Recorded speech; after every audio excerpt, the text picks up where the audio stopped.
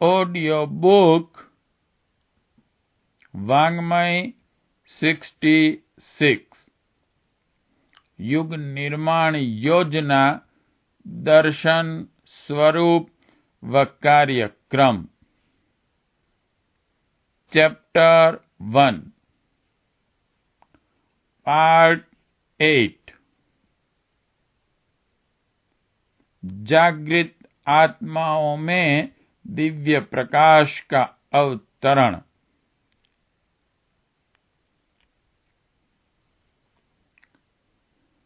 रात्रि सदा नहीं रहती, अंधेरा सदैव कहाँ छाया रहता है।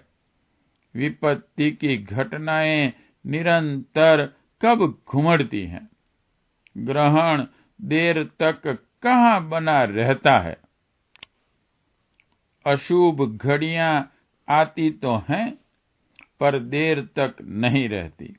मल मूत्र त्याग करते समय मनुष्य गंदा तो होता है, पर शुद्ध भी जल्दी ही कर लेता है।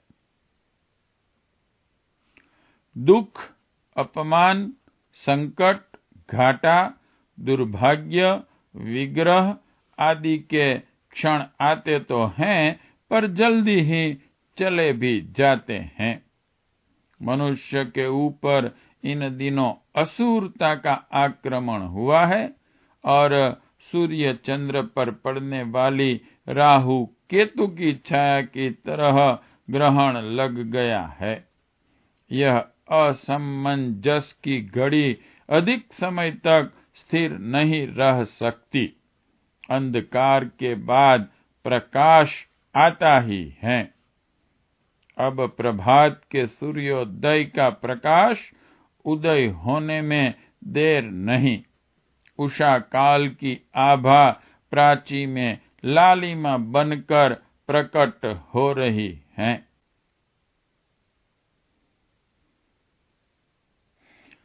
कहना न होगा कि अगणित रूपों में प्रस्तुत विपत्तियों का एक ही कारण है मानवीय कर्तव्य में निकृष्टता का समावेश, और उसका निमित्त है अशुद्ध चिंतन एवं विकृत दृष्टिकोण।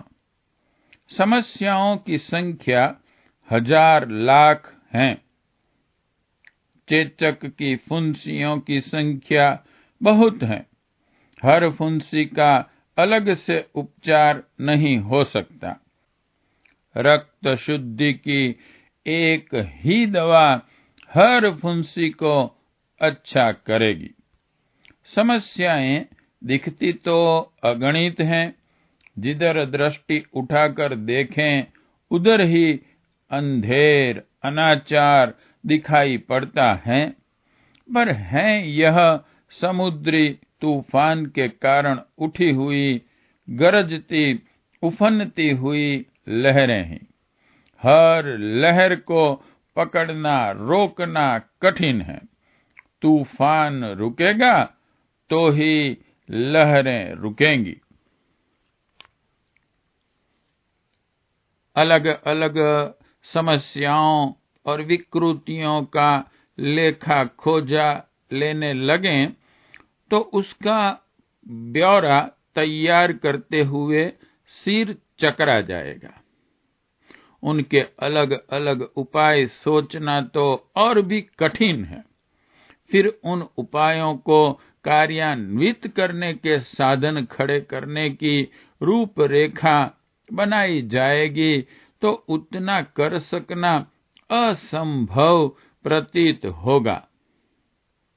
धीरे धीरे छूट-फूट एक एक समस्या का समाधान हाथ में लिया जाए तो भी बनती नहीं, क्योंकि एक का समाधान जब तक जड़ जमा नहीं पाएगा तब तक इस उफनती दुनिया के और हजार छिद्र फूट पड़ेंगे।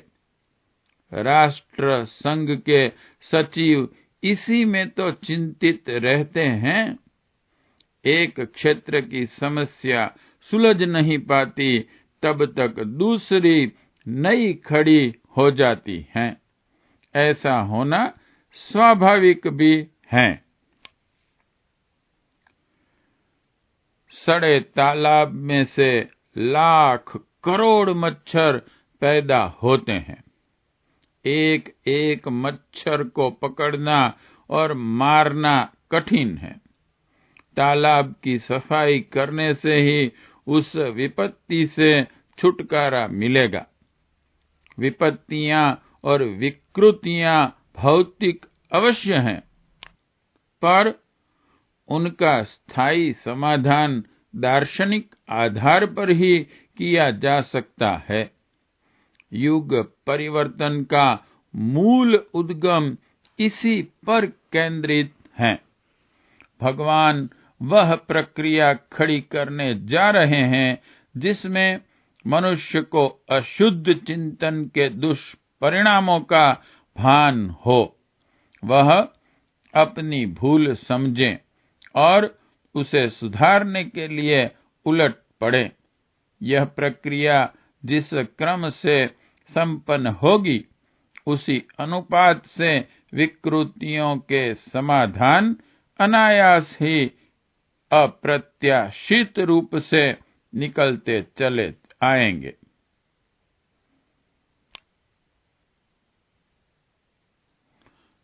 दूसरा, दूसरों को न तो खींच सकता है और न दबा सकता है। बाहरी दबाव क्षणिक होता है, बदलता तो मनुष्य अपने आप है। अन्यथा रोज उपदेश प्रवचन सुनकर भी इस कान से उस कान निकाल दिए जाते हैं। दबाव पड़ने पर बाहर से कुछ दिखा दिया जाता है, पर भीतर कुछ और ही बना रहता है। इन विडंबनाओं से क्या बनता है? बनेगा तो अंतःकरण के बदलने से, और इसके लिए आत्म प्रेरणा की आवश्यकता है। इन दिनों यही होने जा रहा है। सबसे पहले जागृत आत्माओं के भीतर आत्म परिवर्तन की तिलमिलाहट पैदा होगी। वे गहराई से आत्म निरीक्षण करेंगे, अंधी भेड़ों के गिरोह में से अपने को अलग निकालेंगे और स्वतंत्र चिंतन करेंगे। लोग ऐसा करते हैं तो हम भी ऐसा करेंगे का परावलंबन बहिष्कृत होगा। विशेषतया तब जबकि जनमानस में घोर अविवेक और गहन अनाचार ने गहरी जड़ें जमा ली हों। ऐसे समय में दूसरों का प्रभाव ग्रहण करना, उनका अनुगमन अनुकरण करना, उन्हीं की तरह अपने को पतन के गहरे गर्त में डाले रहना होगा। क्रांति यहीं से आरंभ होगी। परिवर्तन का प्रथम बिंदु यही रहेगा।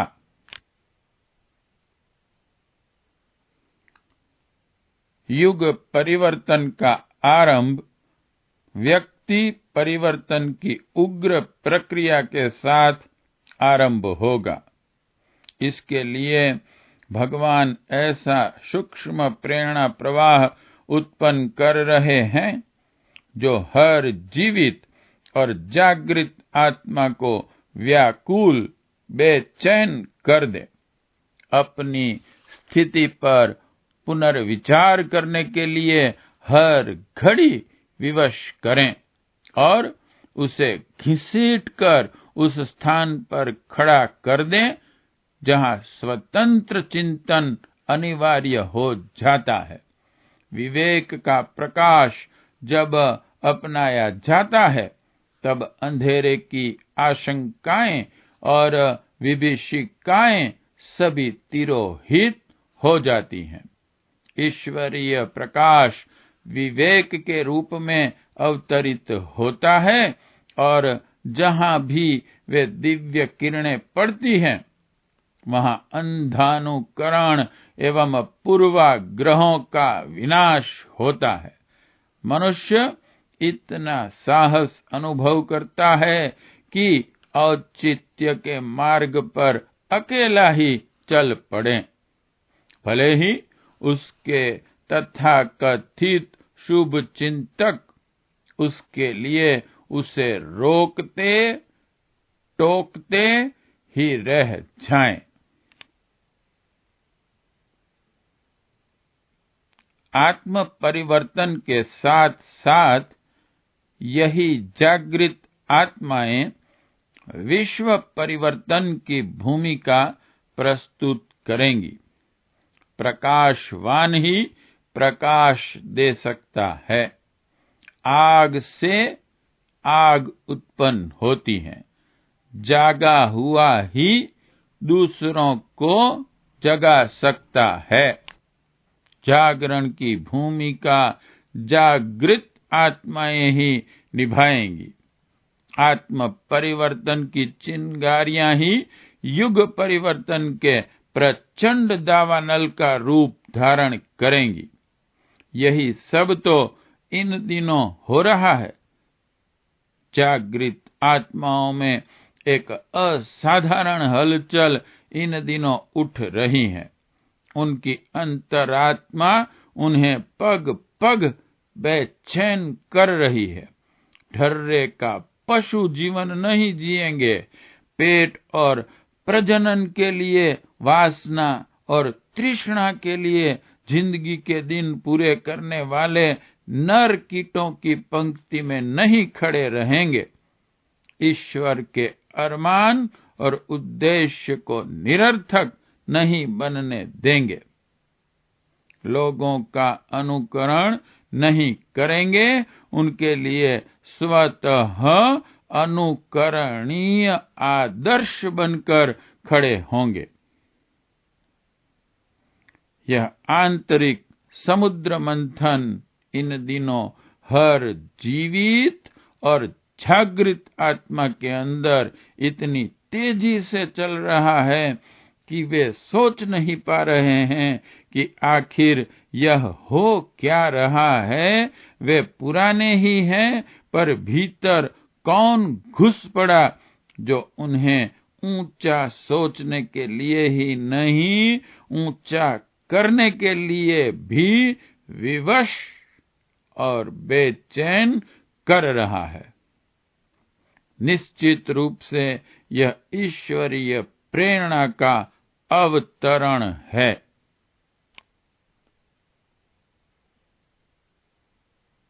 युग परिवर्तन की भाव चेतना पहले सुसंस्कारी जागृत आत्माओं के अंतःकरण में अवतरित हों तो यह सर्वथा उचित और उपयुक्त ही है। भगवान राम कौशल्या की कोख में जन्मे और कृष्ण देवकी के गर्भ में आए। वे महान आत्माएं थी। घृणित और ओछे स्तर के नागरिक जीव दिव्य प्रकाश का तेज धारण ही नहीं कर पाते।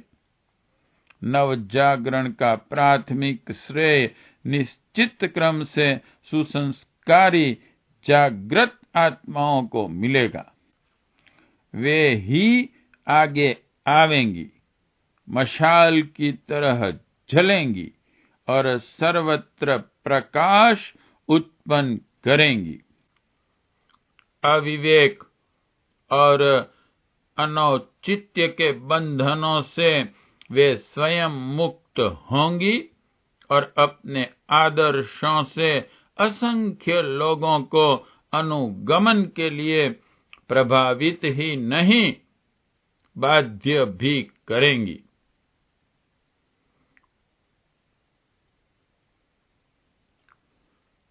युग निर्माण परिवार ऐसी ही जागृत और सुसंस्कारी आत्माओं का समूह है। संयोग ही कहना चाहिए कि उसे इन बिखरे हुए मणि माणिक्यों को एक सूत्र में आबद्ध होकर एक बहुमूल्य माला के रूप में गूंथ जाने का अवसर मिल गया। अगले ही दिनों युग निर्माण परिवार का प्रत्येक घटक अपनी वह भूमिका प्रस्तुत करेगा जिसका विस्तार युग परिवर्तन के रूप में असंदिग्ध रूप में दृष्टिगोचर हो सके। पार्ट 8 समाप्त।